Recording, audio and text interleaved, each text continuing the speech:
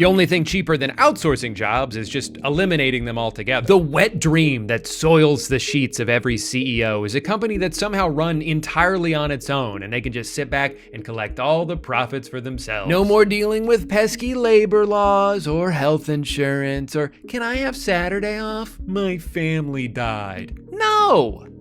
Shut up. That's the eventual goal. And I think the best thing we can do to fight back against AI is to simply not engage with it. The problem is, even if you don't use these tools, if you live in certain parts of the country, you might be paying for them. There's been a lot of really good investigative journalism done on all these new data centers that are popping up around the country, who's funding them and who's getting screwed over in the process. For example, some residents in New Jersey who noticed that their power bill kept going up, even though they were actually using less electricity than usual. Well, it turns out it's due to an overall supply cost. Basically, when the total amount of electricity usage in an area goes up, power companies tend to pass those higher costs onto their customers. And for the past several years, electricity usage has been skyrocketing, with over half of that increase coming solely from data centers. Your utility bill is going up because Elon Musk wants to pretend to have a girlfriend. You see, AI doesn't just exist in some theoretical space. It has to be trained on trillions of gigabytes of data, and that data has to be stored in a physical location. To power this, it requires an absurd amount of electricity, which generates an absurd amount of heat, which then requires an absurd amount of water to cool off. Most of these buildings use over 1 million gallons per day, roughly the equivalent of 10,000 people. This would be even more problematic if they were being built in areas where water is extremely scarce. So we should be good